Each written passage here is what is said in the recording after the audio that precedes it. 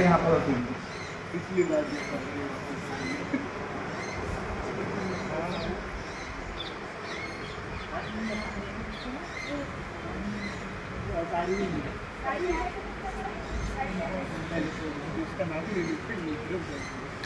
मराठीत बोलू का हिंदीत बोलू? चालेल मराठी चालेल. तर मी अशोक शामराव भानसे आणि माझा वर्धेतच आहो, वर्धेतच राहतो मी शहरानं माडापाला. आणि मी गौर टागरी जरूर लावतो. जंगल सफारी कोणी केली आहे का याच्यापैकी? जंगल सफारी कोणी केली आहे का? जंगल सफारी केली आहे ना? आपलं गौरचं जंगल बघितलेलं आहे. तिथे म्हणजे आमचं म्हणजे 24 घंटे तिथे आम्ही मुक्कामाला जात होतो. टायगरीजवळ असं आहे का तिथंच राहून त्या टायगरचं संरक्षण करायचं.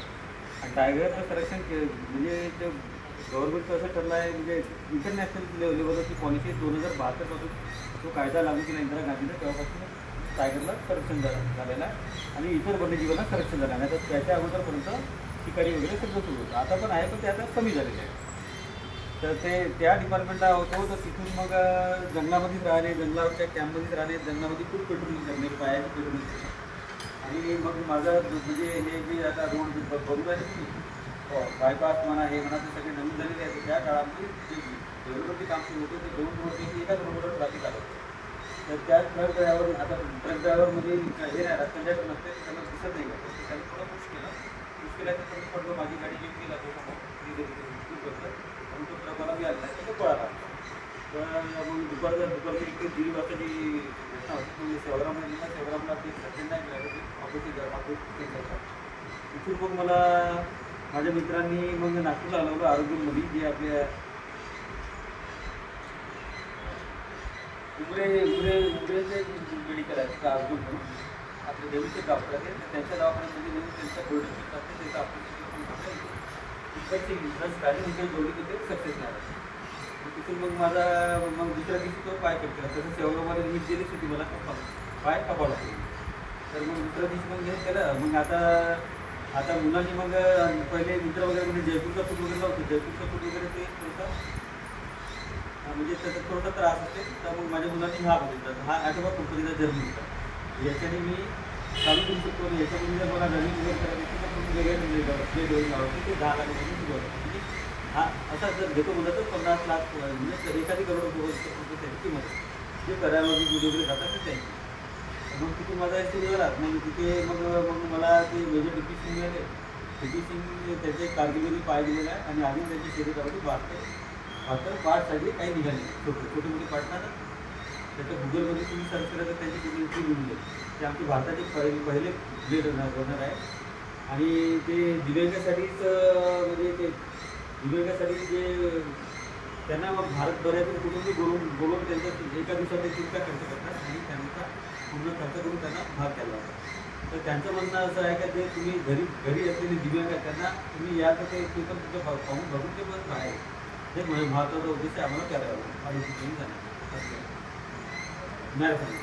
तिथं मॅरेथॉन जे असते तिथं ते इंटरनॅशनल मॅरेथॉन होतात. पूर्ण देशातले लोक येतात तिथे आणि विशेष म्हणजे देशाचे लोक येऊन तिथं तुम्हाला तिथं भाग देतो आम्ही.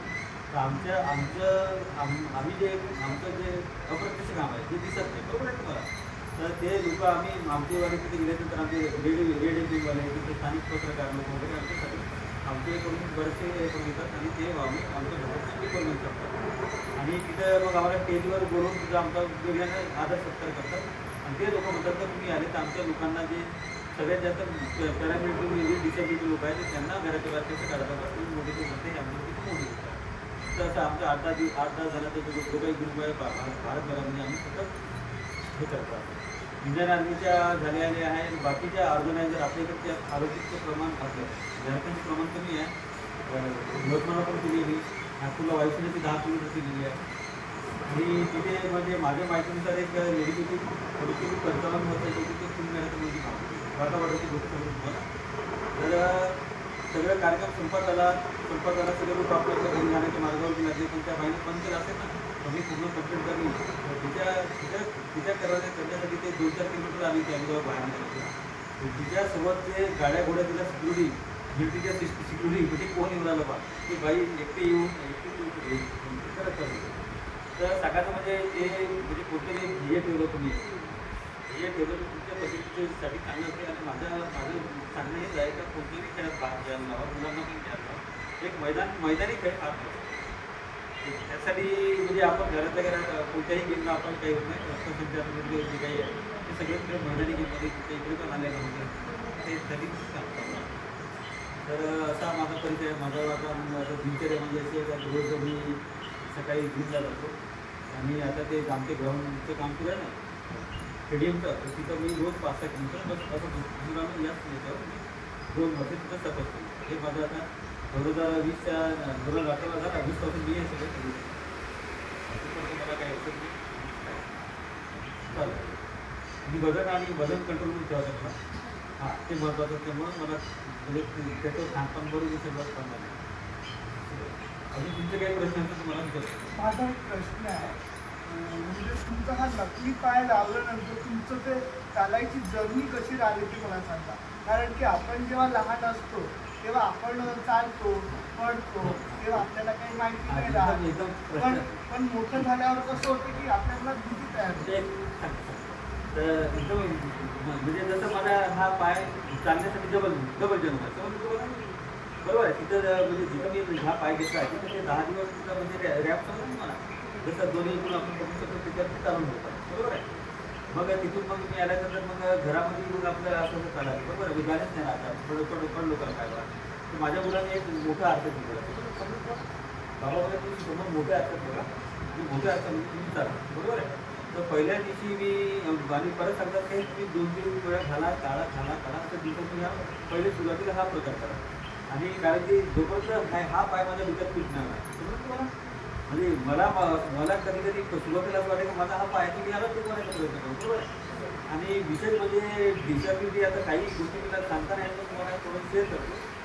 जरी माझा पाय कणखरा तर त्याच्या ज्या वेदना आहे बरोबर आहे ना ह्या म्हणजे माझ्या आधीपासून जन्मापासून पाय होता तो.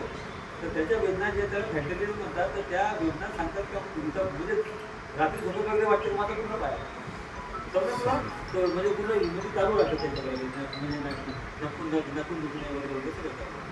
तर मग मी आरसा पाहून असं चालत होतो शिकलो.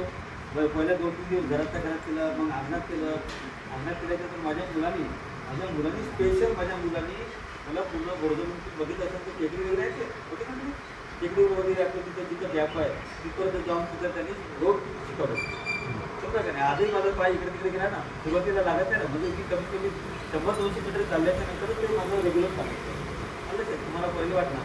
आणि मी तुम्हाला आता असं वाटलं की फुटबॅट वगैरे जायचं तुम्हाला ओळखायला घेतलं. आणि मी आता स्वतःला कधी मी दिसायला आवं म्हणजे सगळं